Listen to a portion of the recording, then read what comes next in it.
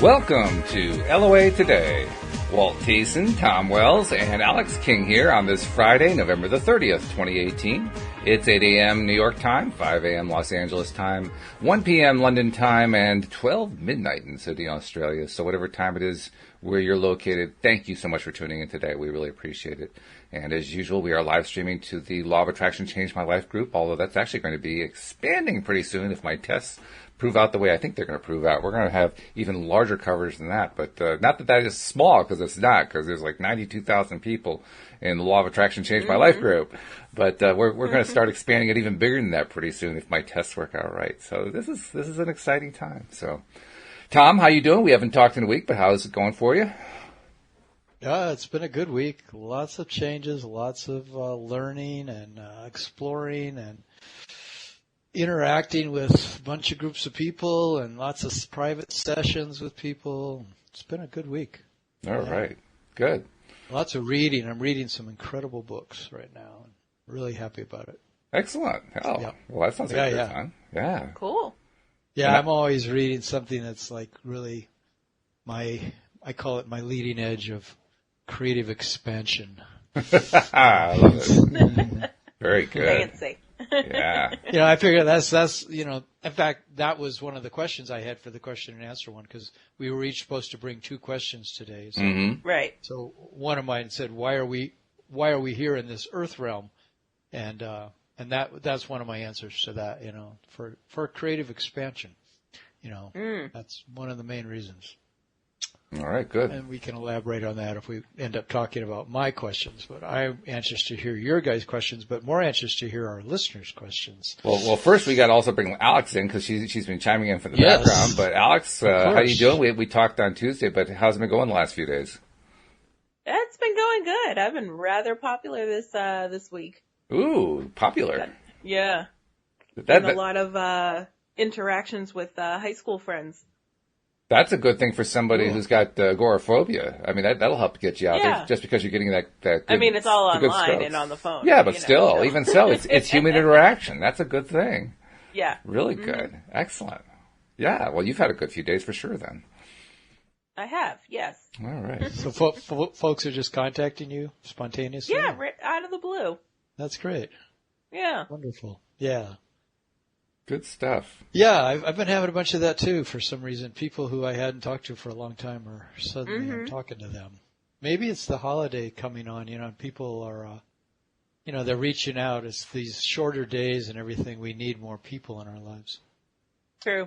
I mean, I do. Well, that's what the holidays are about. The holidays are about friends and family and love and sharing and giving and all that kind of good stuff. So why not? Yes. Yeah. Exactly. And eggnog. An eggnog, that's right. Very important, that eggnog. I can't have eggnog. I can't do I know. I can't do dairy, and so I don't do eggnog. Well, I'll have the eggnog for both of you, okay? Oh, okay, thank you. Thanks. Okay, good. So you we're guys going can both eat the clam chowder for me. I can't. So that's weird. I can do the clam chowder. I can do chocolate milk, but no on the eggnog. No eggnog, huh? Yeah. Okay. Makes you break out in hives or something. No. No, that's something else. You don't have to tell us. Yeah. You get the picture I'm painting. Yeah, right. Yes. I can see what you're laying down. Yeah, there are times when you can try to avoid the TMI for good reasons. So yes. Right. So we're going to be doing one of our favorite things lately is to do Q&As with the members of the Law of Attraction Changed My Life group. And we're also kind of expanding the concept a little bit because the three of us decided we're all going to bring a couple questions of our own to ask. So this is going to be a true interaction because we're going to have questions flying out of our ears here. And we already have people saying hello to us in the group. So hello, Nasha. Hello, Elizabeth. And more people coming in, so that's good. And Nasha already has her question ready. It's regarding money. Okay, good. So looks like okay. Yeah, so people are starting to come in. Let's start with we'll do like one of our questions, and then we'll go to the group and see what questions we have there. So Tom, you said you were saving yours up. What's your first question? Bring up your question. Well, that was the one I just mentioned is why are we here in this earth realm? Why is this happening? Mm-hmm. It's kind of like. So ultimate questions. Look, it's happening. Yeah, so it is. Forget about it. Yeah, it is sort of the ultimate question. But somebody asked me that, what was it, yesterday? Yeah, yesterday, talking to this guy from Germany who's like in his 30s, and we were on Skype for 2.5 hours, and that was one of his main questions was, he says, Tom, why do you think we're here in this earth realm? And I go, oh, well, so I started answering that, and so I said, that's a good question for today. Well, I love the answer that Neil Donald Walsch gave in The Secret. Do you remember that? No. In the movie The Secret, Neil Donald Walsch, when he made his first appearance in that movie, he appears there and he says, "There's no blackboard in the sky," and then there's an actual blackboard behind him, and he says, "There's no blackboard in the sky that says, my name is Neil Donald Walsch, a handsome guy who," and then there's an underline, and the universe fills in what your underline is so that you know what your purpose is in life. But there's no blackboard in the sky. So your purpose, he says, is what you say it is. I thought that was a profound answer. You know, your purpose is what you say it is, and I think that's true. Yeah. That really goes along with a lot of things. Because we can wonder and struggle and worry about anything we want to, but is it ultimately simply up to us to decide what we're going to do next? Moment by moment. And who else can tell us really anything? It's kind of always in our court in a certain way because we're living beings, and we always have this option to say, well, I think I'm going to just choose this, and we choose something, and then there's our life. Whatever we keep choosing, but we're also receiving, right? So here we are receiving and choosing. So we're co-creating, and yet, to me, one of the answers I came up with is. What this Navajo elder was, his grandfather of this 16-year-old girl, Navajo girl she was really hooked on drugs and struggling like crazy in her life. And her grandfather took her aside one day and said, honey, the reason we're here is for the sake of beauty. He said, we're born into beauty as beauty for a joyful life. And when you look at the amazing precision of the whole universe, and you look at trees and flowers and animals and love and the taste of food and so many things, you can see that there's beauty like trying to emerge all over the place all the time. There's just so much of it, and there's order behind everything. They're finding the whole universe is based on incredible geometric order that you just can't even fathom how everything is so precisely aligned. Like, the way the planets are in relation to each other. If the sun wasn't at the distance it is from the earth, we would either all freeze or we'd all burn up. But everything, why is it all so perfect? Right. I once heard that it's within 300 miles, that if we were 300 miles closer or 300 miles further from the sun, there wouldn't be life on this planet, not as we know it. So how come everything is so precise like that? So life to me seems like we're here for some incredible sense of appreciating beauty. When you get into appreciation and you allow yourself to relax into it, it's sort of, you can run your whole life just on your appreciation alone. Just on, allowing yourself to be happy for whatever is happening. Not that we're always happy, but, we default back to feeling good and to allow things to unfold in a beautiful way. So to me, that's a lot of why I'm here, and then just keep expanding, just keep growing that beauty. When you talked about the Earth being has a range of like 300 miles either way from the sun, and if it's off more than that, and I don't know if that's a scientific fact. I'm not sure that it is actually, but let's assume that it is for the sake of discussion. To me, that's a positive thing.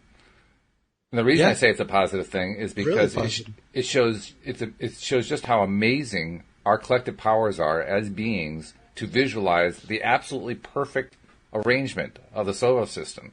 And I mean, because everything's created, right, by the thought process.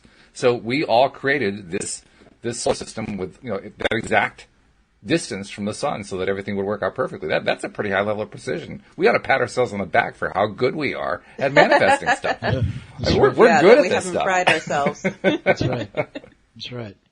Now we actually have two questions so far from the audience, and one of them is directly related to the question that you raised, Tom. So let's bring that one in. Robin asks, she says, "Good morning, everybody," and then she says, "What if one wants what the universe has for us versus what we think we should try to manifest?" So in other words, contrasting, is it something where what the universe wants for us, or is it what we want to try to manifest? Which is, I guess she's asking what the priority is. Mm-hmm. What do you think? Go, Alex. Mm-hmm. That's an interesting question. I mean, I have an answer, but I wanted to give you guys a chance to go first. So. I already got to answer the last one. My own question. For me, the answer is pretty straightforward. And it ties back to what Neale Donald Walsch said. Neale Donald Walsch, of course, for those who aren't familiar with the name, he's the author of the Conversations with God series, a series of, I think it was 7 books, in which he laid out his understanding of metaphysics and spirituality and so forth, and actually did so with these dialogues that he had with his higher power, with Source, with God, whatever you want to call it. And he's the one who points out that our purpose is whatever we choose it to be. And I think that's actually literally true. So when we ask the question, well, is it what the universe wants from me, or is it what I want? Abraham actually answers that one too. The universe wants for us what we want for ourselves. The universe never judges us. That's what I was going to say. The universe is always saying, the universe never passes a moral judgment. It never says what's right or wrong. It never says what you should like or what you should dislike. It leaves all that up to us. It supports us every step of the way by liking all of our choices. And that can be a little confusing because when it likes our choice and we don't like our choice, we're in disagreement and we feel lousy. But nevertheless, the universe is there saying, yeah, go, you want that? Go. In fact, I was listening to a conversation, a dialogue, a really interesting one, which you guys may have heard or may not, I don't know. It's a conversation between Abraham, as voiced by Esther, and Wayne Dyer while he was still alive. And this was one of the topics that came up in that conversation. And Wayne Dyer was asking about, what it's like on the other side. And Abraham was explaining. At one point, Abraham said, well, everybody is fixated. Their attention is fixated on here, on earth. Abraham was trying to make the point that this is where all the good stuff is happening. And they said, non-physical beings spend all of their time just focused entirely on this fascinating thing called earth.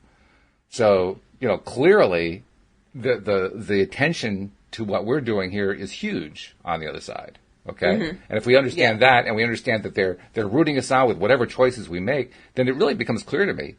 The answer is it's whatever we choose. So, but choose wisely perhaps, because it's your life, but nevertheless, it's whatever you choose. This question of, are we letting the universe unfold for us the life that is ideal for us, or are we feeling we're needing to control it a lot? That we need to always put in our 2 cents. And Abraham has said so many times that you've put so much into your vortex already that you could live lifetimes and never exhaust all that you've already asked for, because you've been asking for lifetimes. And if that's the case, and then what they say is that what Source does for us, the universe, as we call the universe, is it unfolds it in the most perfect way possible for us. And so in a way, it invites us to relax and trust the fact that, look, it's all orchestrated for you. And that's what I've heard said so many times. The universe or Source is making sure that it's going to be the best possible life you could have if you can relax enough to receive it. And that's so key, it's like, there's this thing you might call a divine arrangement. It's like everything is going to be okay. Yes. But I know, I can only speak for myself.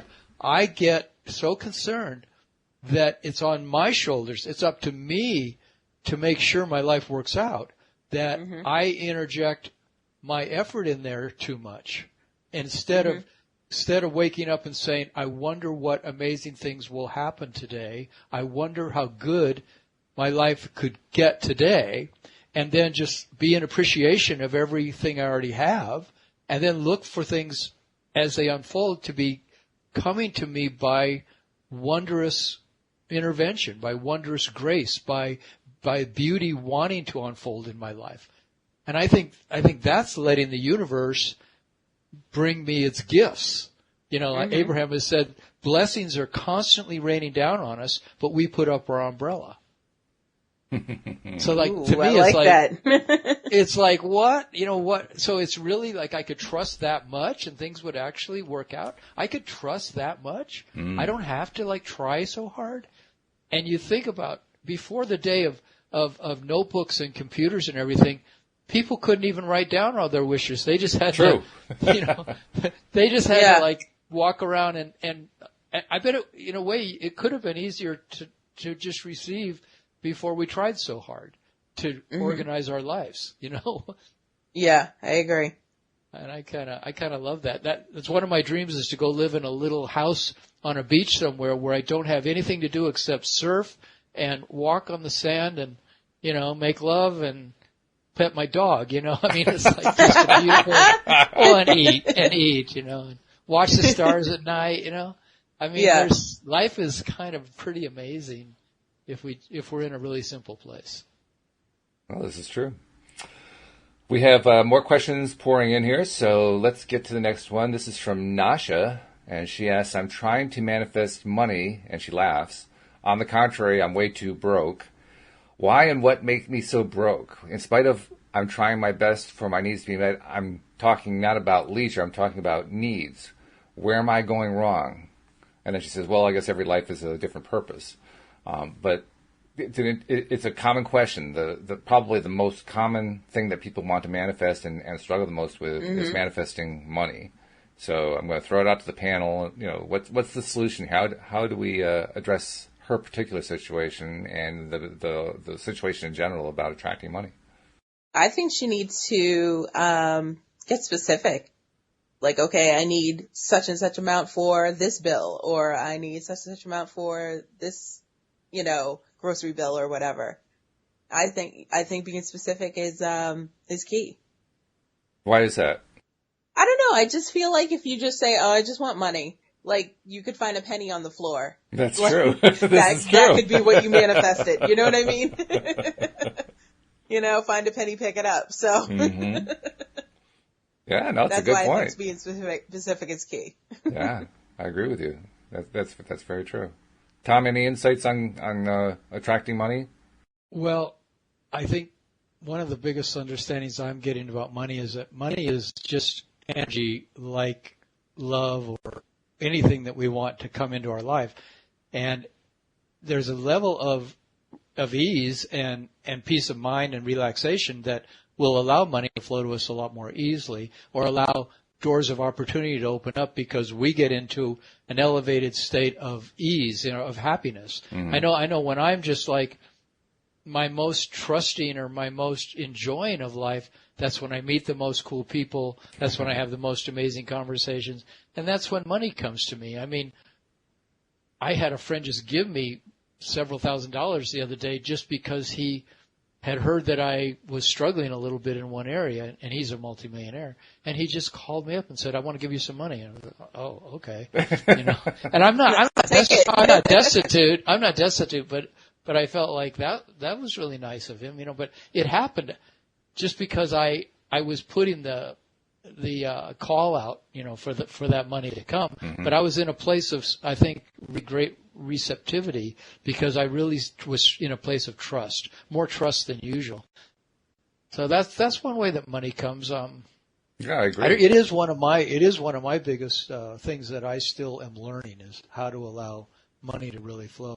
But when I used to let it flow, when I was making six figures for years and years and years and years, I did set a goal every morning. It was a job that I did that I could make, you know, 1,000 to 1,500 every day. If I didn't set a goal in the morning of how much I was going to make by the evening, I would often be struggling. I'd be struggling sometimes up to 1 o'clock in the day wondering how come I've only made $300 or $400, and then I was saying, I didn't set my goal yet, And then at 1 o'clock I would set a goal of like, okay, I'm going to make $1,200 today, and by 5 o'clock I would make the money. Now, of course, I was in an environment where you could make the money, but it took it without that goal, and then I would just stick to it. I would just stay to that goal. I would just say, that's what I'm making. That's what I'm making. That's going to come. And then it would come by miracles. I mean, every day it would be like something amazing would happen that would enable that might come to me. I was buying and selling things, but so, the right person would come along with the right situation. It was just beautiful. And I'm trying to apply that now to my coaching business and doing workshops, and it's a different thing to let the money come now. How about you, Walt? Well, as we were talking about this, I was thinking about some of the teachings of Neville Goddard on not money, but just in general about attracting things. And there were two thoughts, really, that were going through my head. First thought was, this isn't really Neville, this is just kind of in general. Attracting money is no different from attracting anything else. As Abraham likes to say, attracting a castle is just as easy as attracting a button. The only reason that one seems more difficult than the other is because we decide that one seems more difficult than the other. And it's understandable. It seems more difficult because we really want that castle, but there are buttons everywhere.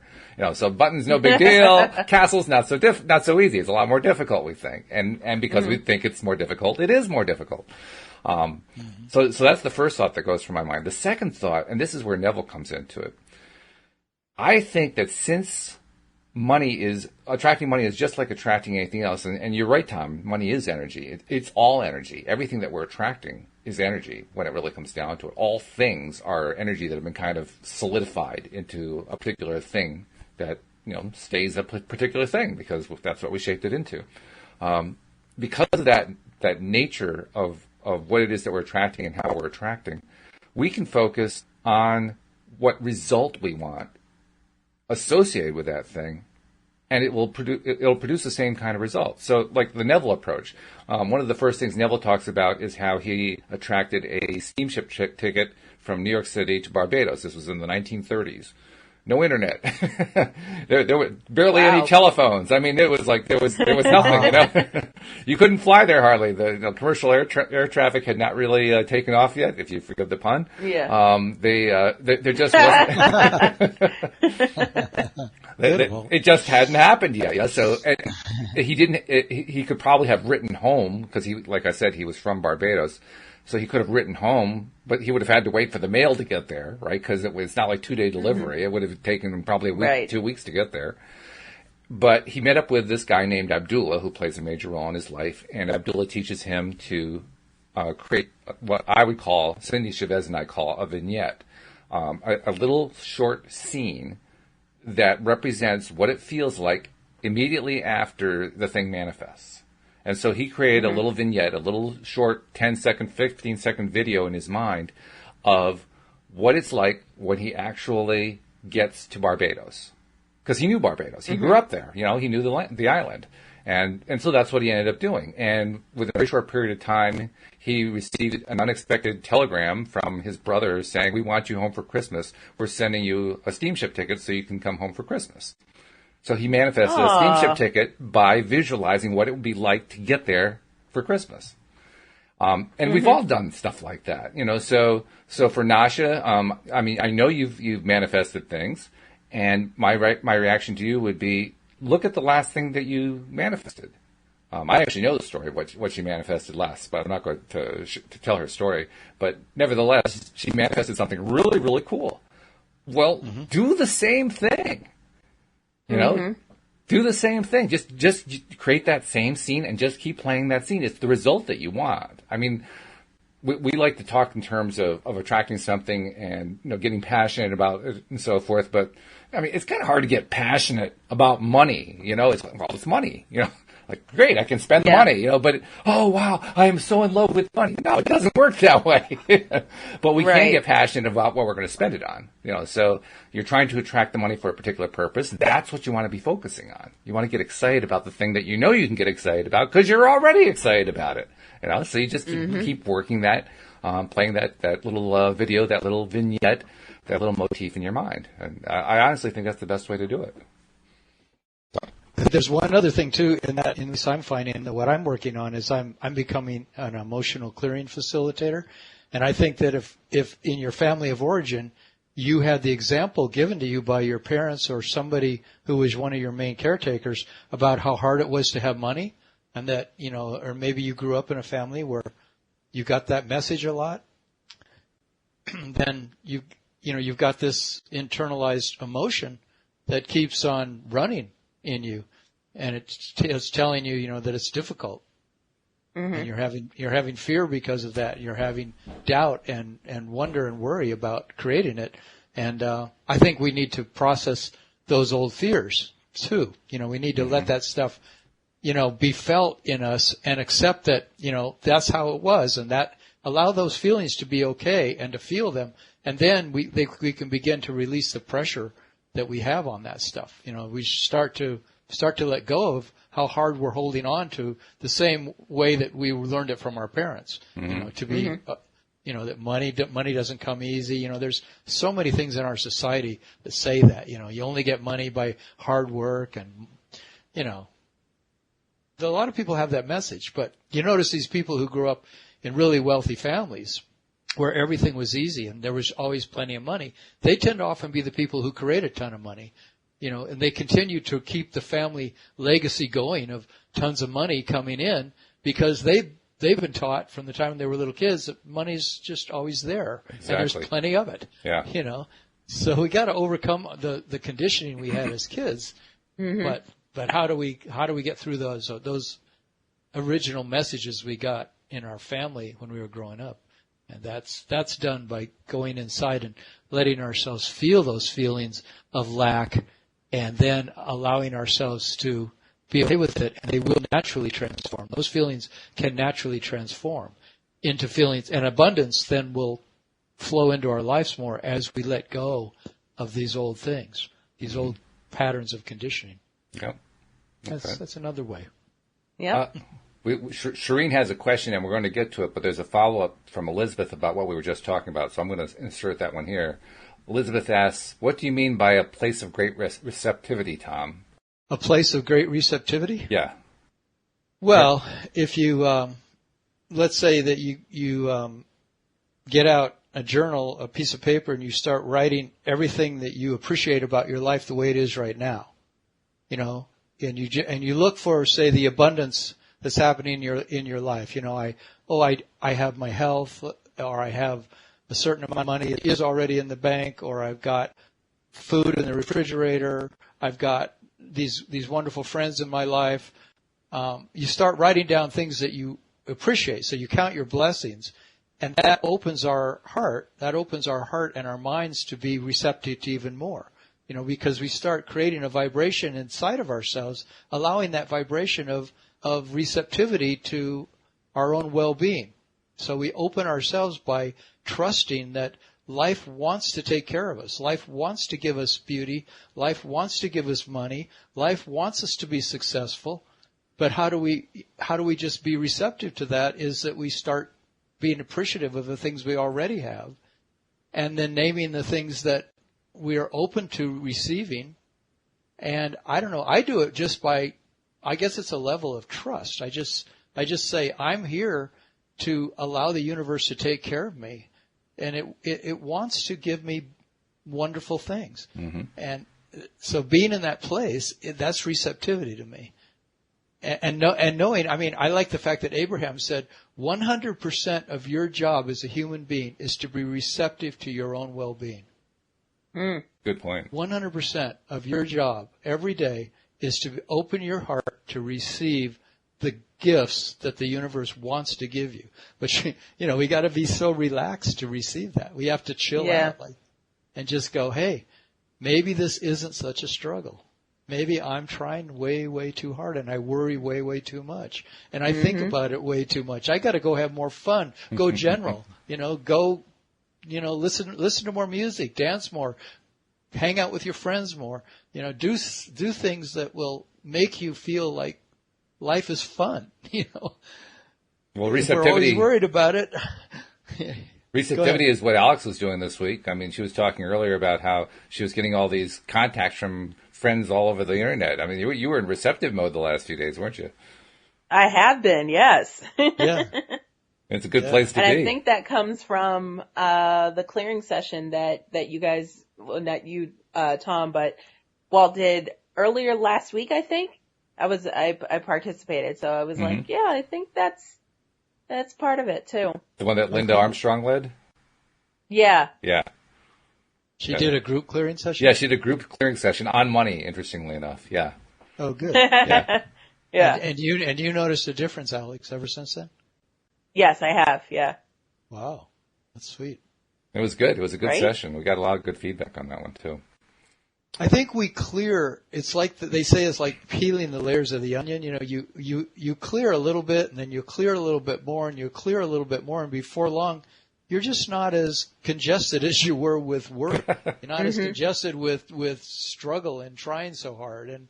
And you start to more and more realize that, you know, maybe I can just receive.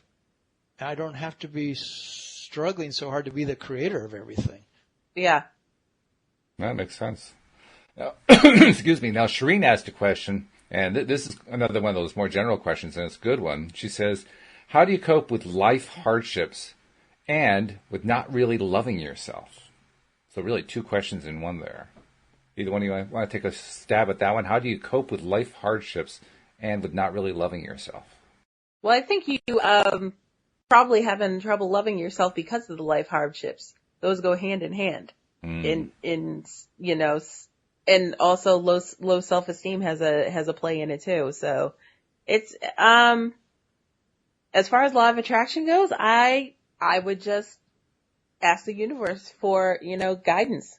It's always good going inside. That's because that's what it is when you go to the universe. You're going inside. Going inside is always a good approach. Mm-hmm. And with loving yourself, the thing that excuse me, the thing that has worked best for me has been what they call mirror exercises. And I'll see if I can find the link and plug it in for you.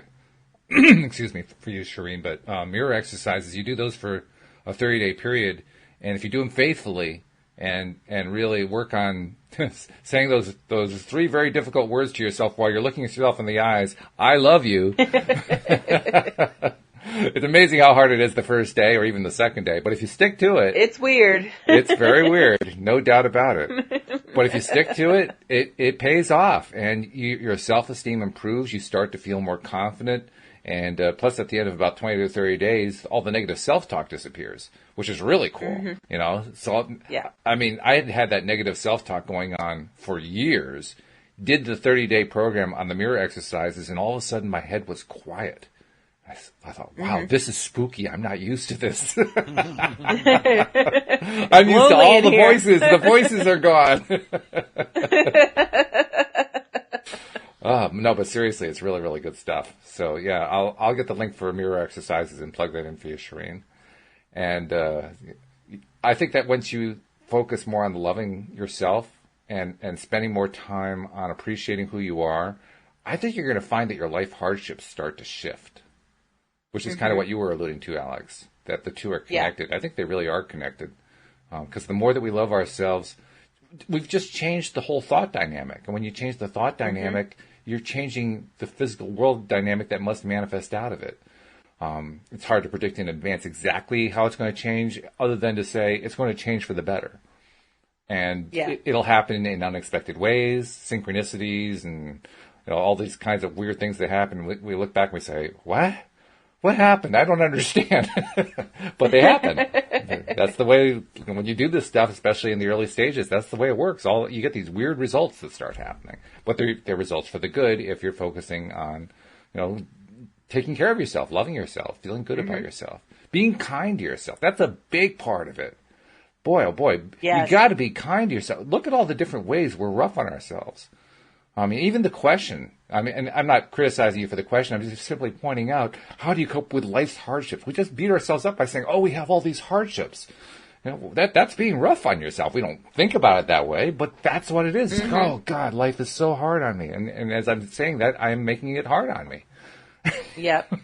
It's a strange thing. It's one of the it's one of the best times to recognize the value of meditation, because if you can go in, if you create a daily practice of meditation, even if it's only 10 minutes or 15 minutes, you begin to give yourself a chance to go to a place where your thoughts aren't really constantly there. So you're seeing if something is inside you that emerges when you quit trying so hard with all your thoughts, and when you're in that place of stillness, you're just following your breath and your eyes are closed and you're letting yourself relax into that place inside. Then you can start to realize that love is naturally inside yourself.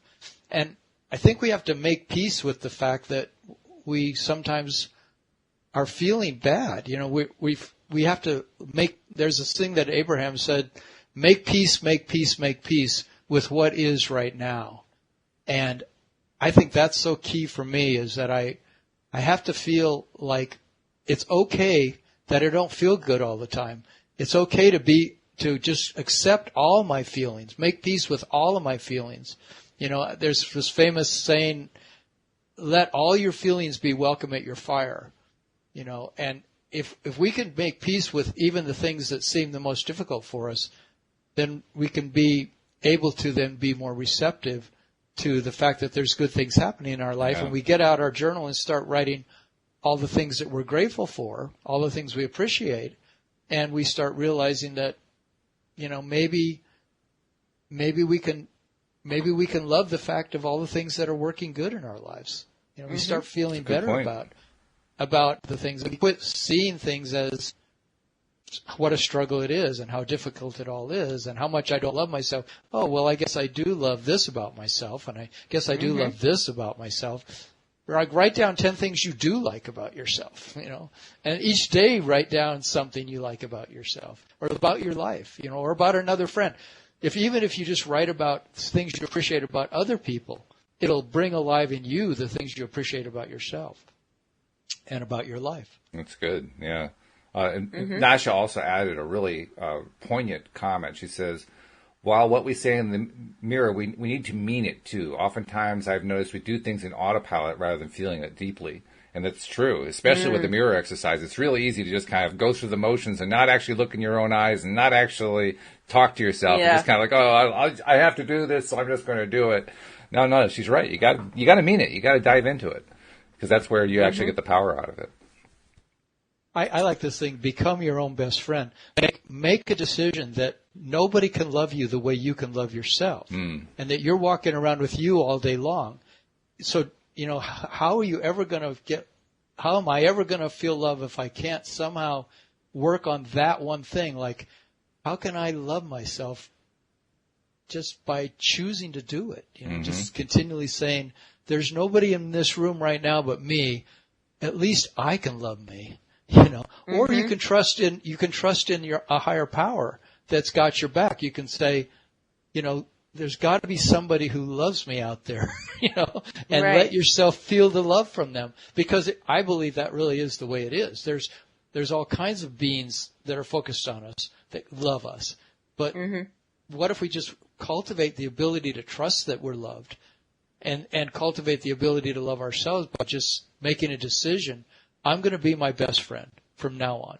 I'm going to be my very best friend, and I'm never going to make myself wrong again, if you can help it. I mean, of course you will, but, you know, it's like you kind of make that decision that no matter what happens, I'm going to forgive myself. No matter what happens, I'm going to give myself a break, and I'm not going to keep making myself wrong. It's funny, as you were talking about that, the way you were phrasing it was reminding me of a very old James Bond movie. The Spy Who Loved Me. The theme song was "Nobody Does It Better," and that's exactly what you were saying. I heard Carly Simon singing in my head. Nobody does it better.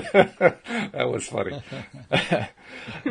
January has a question. She says, "I'm going for a job interview that I want to happen. How can I manifest it?" And she says she also has a test on Monday, so I guess that's part of the question. So I don't think she has any trouble manifesting the job interview. I think what she wants is the job. So as she's going into the job, obviously, because the job interview, she's already got that. Yeah. So, okay, so how about some ideas on how to manifest the job? I think we go with what Walt said. You visualize yourself already having the job. Visualize yourself. Uh-oh. Oh, you froze out. Sorry, guys. Yeah, internet again. There it is. Okay. These happens every once in a while. Every once in a while. Try it again. Only twice an episode, though. Only twice an episode, yes. Okay, so you've had your 2. You're done. I have my 2. I'm good. So give it another shot. What were you saying? But yeah, I was saying visualize yourself sitting at the cubicle and already decorating your desk and enjoying your coworkers and working the job. That's good. That's a good vignette, because that's an easy one to play, right? Yeah. I mean, that's pretty easy to make up. Or if maybe it's not a cubicle, maybe you're not actually working in an office situation. Well, whatever the job is. Yeah, but the point is you can visualize it, because you know what it is you want to do. You're interviewing for it because you want to be doing that. So putting that little vignette together is pretty darn easy, really. You just have to put it in there and put it into your mind. And I like recommending what Neville Goddard suggests. He suggests that take advantage of the vignette of being congratulated. He told the story about the guy who wanted to get he wanted to have a franchise of an Arthur Murray studio, Arthur Murray dance class studio, and his vignette was being congratulated by the regional director for having been awarded a franchise. And so he just kept playing the vignette of this guy shaking his hand. And the thing that Neville points out is it's very important to make yourself part of it. Don't be the observer. Be a part of the scene. So his hand was the one shaking hands, right? Right. Another way Neville describes it is the difference between seeing a ladder and watching somebody climb the ladder and actually going up to the ladder and feeling the sides of the ladder and feeling the rungs and putting your feet on the rungs and walking up the ladder. That's what the difference is. You want to put yourself into the scene like that. Well, it's harder to do, but so is mirror exercise. I mean, looking in the mirror and actively saying to yourself, "I love you," that's pretty hard to do.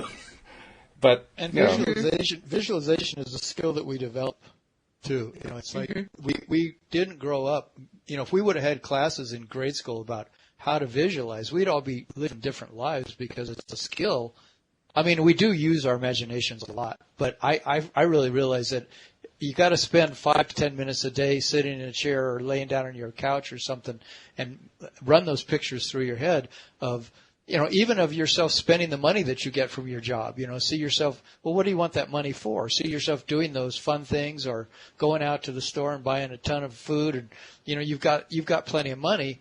So you're enjoying the fruits of your labor. And you also, like you said, see yourself at that job already having gotten it. See the guy in the interview congratulating you and shaking your hand saying, well, you got the job. Fantastic, and we'll see you on Monday. Right. You see all that stuff taking place. And that makes a huge difference. Yeah. And that confidence that it will and that trust that the universe, there's no reason the universe doesn't want you to be successful. And just sort of trust that there's no reason why I can't be successful. So I'm going to just give up the idea that, and if not this, then something better will come. So, the universe will unfold this for me in the most wonderful way possible. I just have to be surrendered to the fact that it's going to happen. I'm going to end up with a really good job. If not this one, then it's going to be another one. And it's going to come in the right timing. But yeah, it takes a lot of faith to just not keep sabotaging ourselves by telling ourselves, oh my God, what if I don't get this job? Oh my God, I need this money so bad. And, it's like all those old, oh my God stories are. I'm thinking of movies today, and the movie that I'm thinking of is a chorus line. One of the very first songs is, "Oh God, I need this job," and you have the dancers who are trying to get into the chorus line because they're desperate to further their career by actually being able to pay the bills. I need this job so bad. Desperation and impatience sabotage me all the time. Like if I'm trying too hard and I'm desperate about it, gotta let go of that stuff or you do somehow. Which ties into the next question we're getting, actually. This is from Lynn. And Lynn she says, I'm a would-be children's author with about 10 stories in so many pieces, but I'm constantly finding reasons not to work at it. I feel like the clutter or messy garage is holding me back. How do I get past all the excuses? Good question. How do you get past all the excuses? Just do it. Clean up the garage. It's just that simple. If these things are getting in your way, fix them and keep it moving. It's a good point. I mean, it seems one so way simple to is- say that. Like, well, why didn't I think of that? It's like when people tell me because I'm an insomniac, they're like, well, have you tried closing your eyes? No, I didn't. I didn't think of that.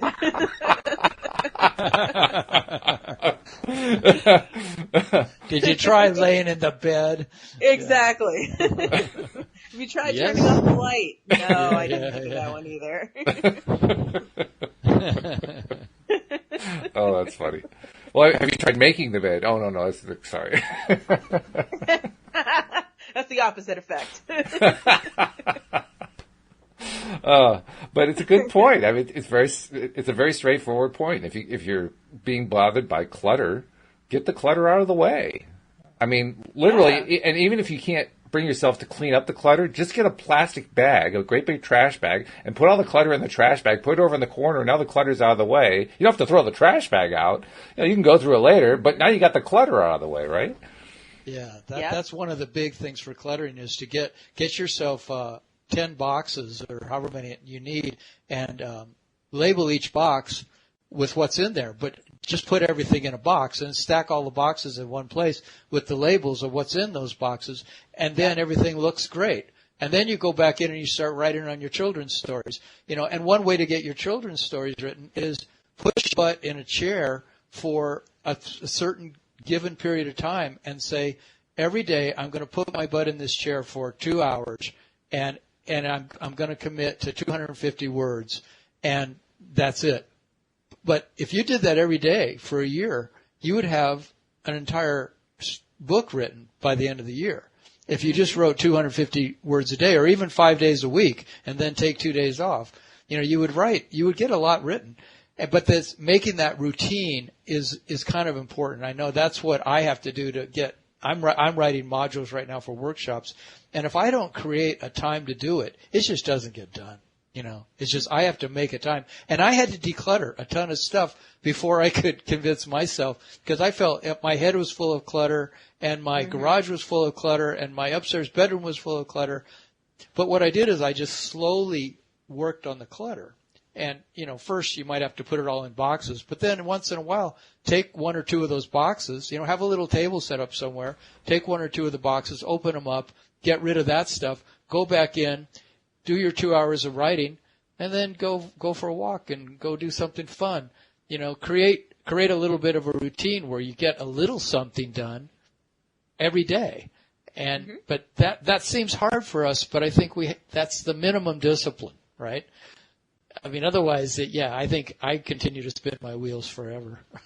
I think it's actually even perhaps an easier way to do it. I mean, not that isn't an effective way, but I think it's an easier way because there's also kind of a risk there that if you plop yourself down like that and force yourself to sit in that chair, you're forcing yourself to do something you really don't want to do, and so now you start developing an aversion to the thing that you really want to be doing. So you got a little bit of a risk.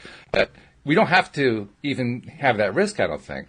We can use the same kind of methods that we use for attracting, the job from the job interview or the money for whatever it is we want the money for or any of this kind of thing by simply creating the vignette of what it's like to enjoyably sit down and get excited about writing the book or enjoyably get excited about having the clear space. We can visualize this stuff. And we can imagine how good it feels and get ourselves into the good feeling place. Because really, I would say it's not being in the good feeling place that causes the problem. It isn't the clutter. It isn't the excuses. It isn't the stuff that, it isn't the fact that the stories are in pieces. It's that we don't feel good about it. We just got to learn how to feel good about it. So anything that we can do to create a vision, a vignette of feeling good about the thing that we most like doing. Well, first of all, it's an easy vignette to create because we already know what we like about it. And secondly, it's one we can do. We're going to be very unlikely to put it off. I mean, that was the big complaint, right? She said, I have all these excuses I make. Well, you stop making excuses when you're actually doing what you love.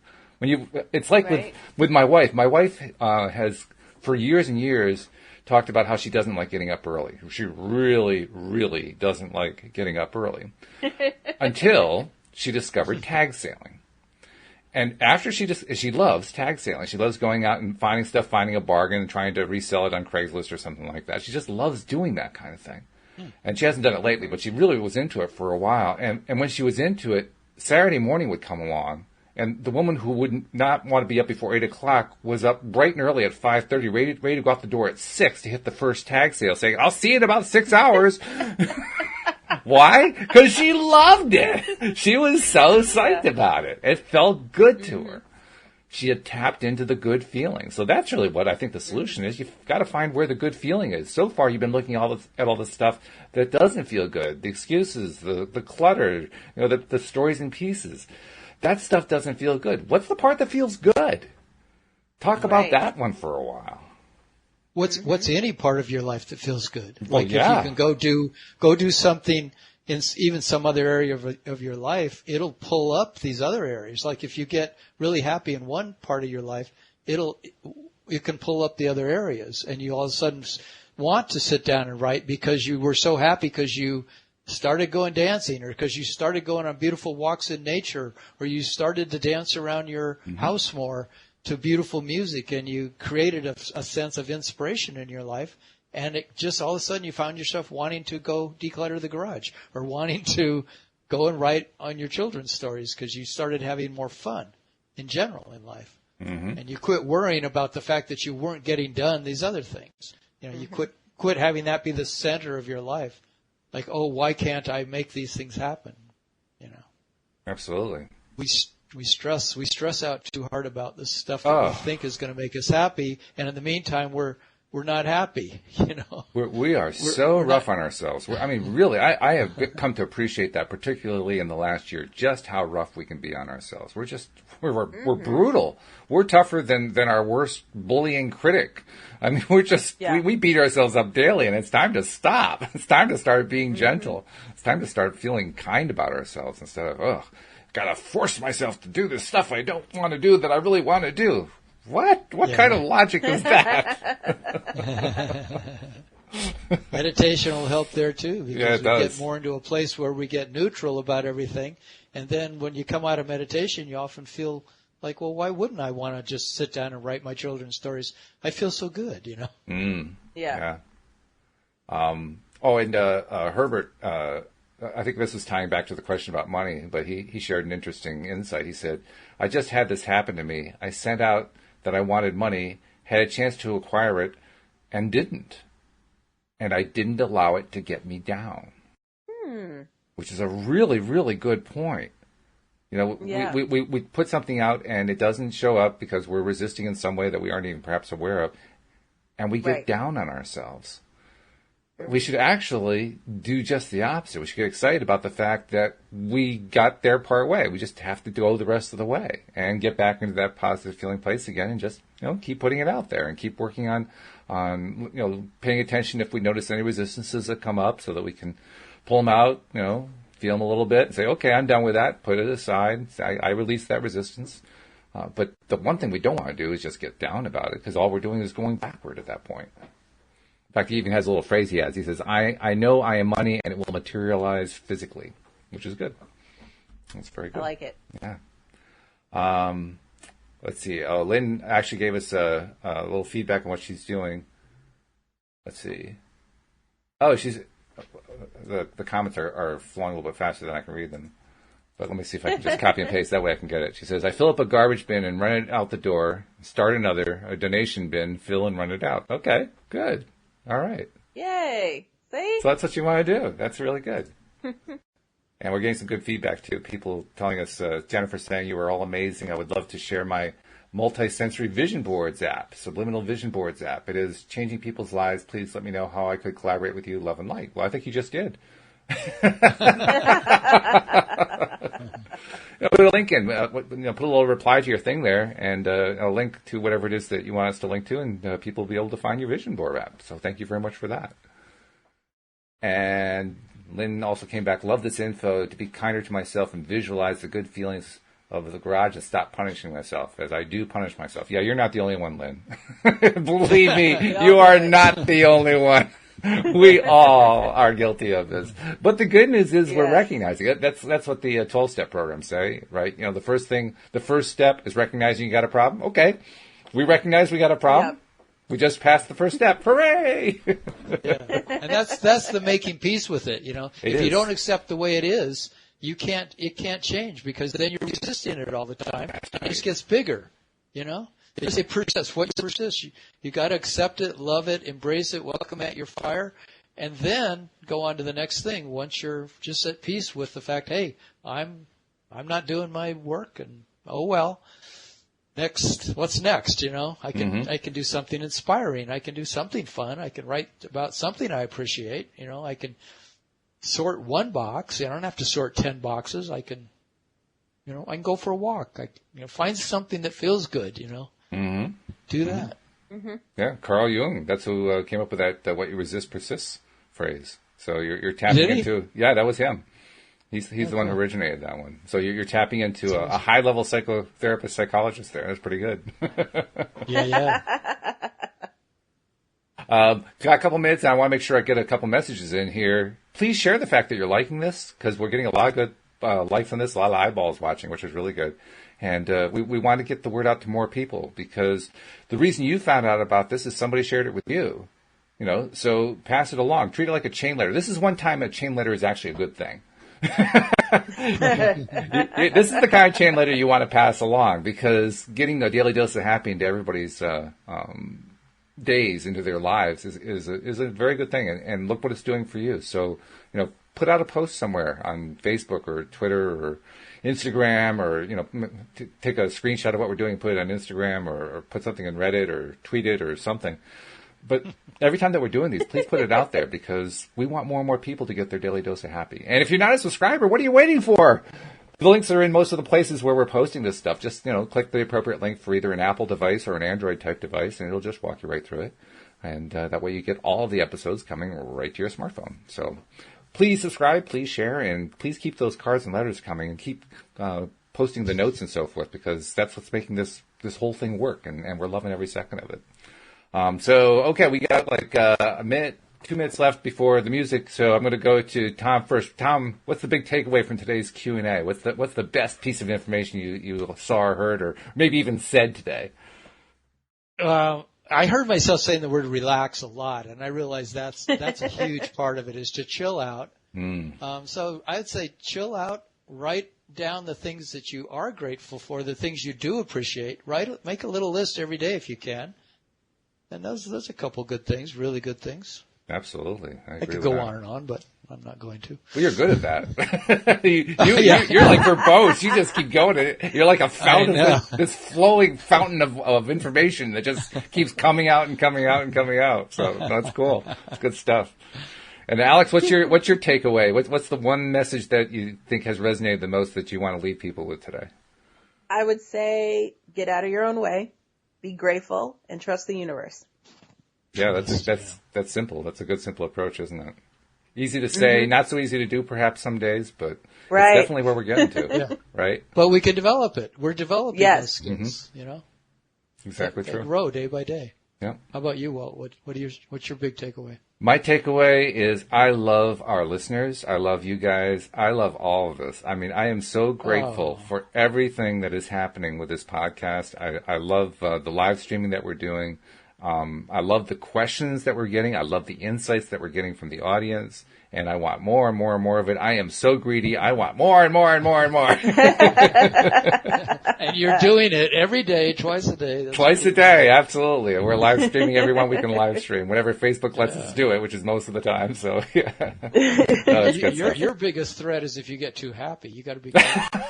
I don't know if that's even possible, but I'll tell you what. I will test to see if I can get too happy, and if I can, I'll let you know about it. How about that? You already seem to be that. Just looking at you, you're pretty friggin' happy. Oh, this is great.